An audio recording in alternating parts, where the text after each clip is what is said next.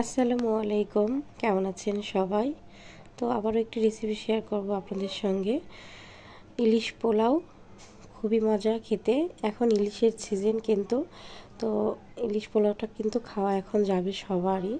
তো এই জন্য ইলিশ পোলাওটার রেসিপি শেয়ার করলাম। হয়তো সবাই রান্নাটা জানেন। তো আমি কিভাবে রান্না করেছি এবং অল্প মশলা দিয়ে তো সেই রেসিপিটা শেয়ার করব আপনাদের সঙ্গে। আশা করি ভালো লাগবে। তো চলুন রান্নাতে চলে যাই। তো এখানে আমি ইলিশ পোলাও রান্না করার জন্য ইলিশ মাছের কয়েকটা টুকরা নিয়েছি। তো যে কয়েকটা খুশি নিতে পারেন। আমি এখানে 6টা টুকরা নিয়েছি। তো আমি ইলিশ মাছগুলো আগে আমি লবণ দিয়ে, শুধুমাত্র লবণ দিয়ে একটু মেখে রাখবো।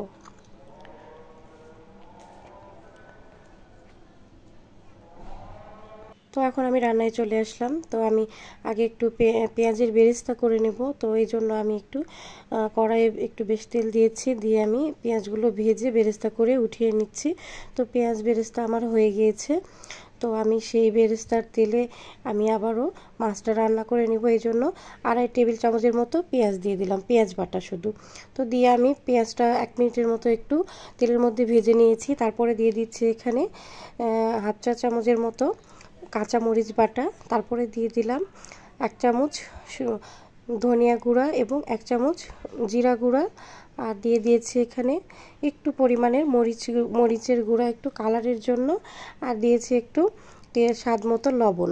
তো দিয়ে আমি মশলাগুলো একটু নাড়াচাড়া করে, একটু তেলের মধ্যে একটু নাড়াচাড়া করে নিলাম। তো তারপরে আমি এখানে এখন পানি দিয়ে মশলাটা ভালোভাবে কষিয়ে নিব। ঢাকনা দিয়ে ঢেকে মশলাটা সুন্দর মতো করে কষিয়ে নিব।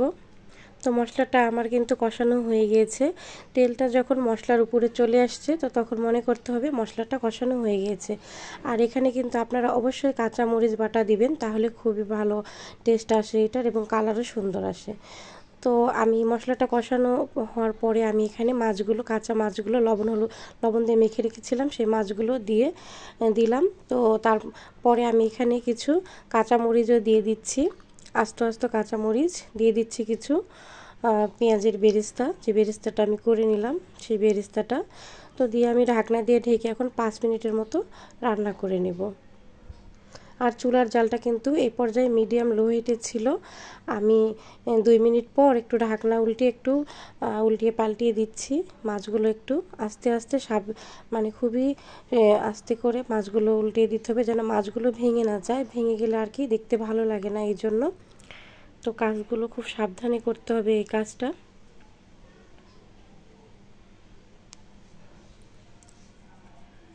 আমি এখন আবারও ঢাকনা দিয়ে ঢেকে 4 থেকে 5 মিনিটের মতো রান্নাটা করে নিব।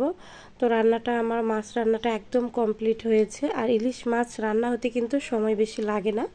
তো আমি মাছটা 8 থেকে 9 মিনিটের মতো রান্নাটা করে নিয়েছি, ভালোভাবে মাছটা রান্না করে নিয়েছি। এখন আমি মাছগুলো একটা বাটিতে উঠিয়ে নিব, মশলা থেকে মাছগুলো বাটিতে উঠিয়ে নিব। খুব সুন্দরভাবে কিন্তু আমি মাছগুলো উঠিয়ে নিলাম, একটা মাছও কিন্তু ভাঙে নাই। তো এখন আমি পোলাওটা রান্না করার জন্য আমি অন্য একটা হাঁড়ি বসিয়ে দিয়েছি চুলায়। তো সেই হাঁড়িতে আমি একটু তেল দিয়েছি। এখানে কিন্তু সয়াবিনের তেলই ব্যবহার করতে হবে মাছ রান্নায় এবং পোলাও রান্নাতেও। তো তারপরে দিয়ে দিলাম একটা পেঁয়াজ কুচি করে ভেজে নিয়ে, তারপরে এখানে চালটা দিয়ে দিলাম। চালটা আমি 20 মিনিটের মতো কিন্তু ভিজে রেখেছিলাম। তারপরে এখানে আমি পানি ঝরিয়ে রেখেছিলাম চালটা ধুয়ে। তো এখন আমি এখানে দিয়ে দিলাম একটু আদা বাটা 1 চামচের মতো, খুব বেশি না, অল্প, 4 চামচে 1 চামচ আদা বাটা দিয়েছি। তো এখন আমি এই মশলার মধ্যে এখন এই চালটা ভালোভাবে ভেজে নেব। বেশিক্ষণ ভাজতে হবে না, 3 থেকে 4 মিনিটের মতো ভেজে নিয়েছি, বেশিক্ষণ ভাজি নাই আমি চালটা।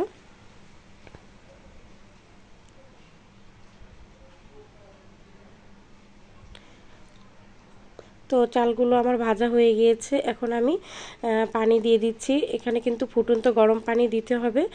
আর আমি এখানে 2 কাপ চাল দিয়েছি, সেখানে আমি 4 কাপ পানি দিয়েছি। 1 কাপ চাল দিলে 2 কাপ পানি দিতে হয়। তো আমি পানি দিয়ে ঢাকনা দিয়ে ঢেকে এখন এটা রেখে দিয়েছিলাম। তো পানিটা একটু যখন কমিয়ে আসছে আমি দিয়ে দিচ্ছি, ঢাকনাটা উঠিয়ে নিয়ে আমি স্বাদ মতো লবণ দিয়ে দিলাম।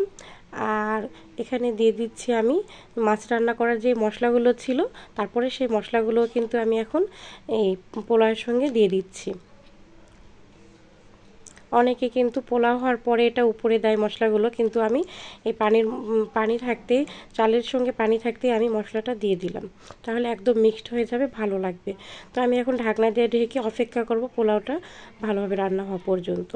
তো পোলাওটা আমি পানি একদম শুকিয়ে আসলে চুলার জালটা একদম লো হিটে করে আমি চুলার নিচে কিন্তু হাঁড়ির নিচে তাওয়া দিয়েছিলাম, দিয়ে আমি এখন এই যে মাছগুলো সুন্দর মতো এখন আমি যখন চালটা একদম 90% একদম চালটা হয়ে আসছে ভাত, তো তখন আমি এই মাছ দিয়ে দিচ্ছি উপর দিয়ে, একদম পানি শুকিয়ে যাবে তখন দিতে হবে। চাইলে ভাতের মধ্যেও মাছগুলো দেওয়া যাবে, আমি উপরেই দিয়ে দিলাম। দিয়ে দিচ্ছি কিছু কাঁচামরিচ দিলে এর ফ্লেভারটা খুবই ভালো আসে, এই জন্য কাঁচামরিচ দিয়ে দিলাম আবারও। আর দিয়ে দিলাম বেরেস্তা একটু বেশি দিলাম। অন্যান্য কিছু বাদাম বা কিশমিশ এগুলো না দেওয়াটাই ভালো হবে ইলিশ পোলাওতে, ইলিশের ফ্লেভারটা থাকবে এরকম করে এটা আমি রান্না করেছি কম মশলায়। তো এই তো সব কিছু দিয়ে নিলাম, এখন আমি এটা ঢাকনা দিয়ে ঢেকে 10 মিনিট দমে রাখবো।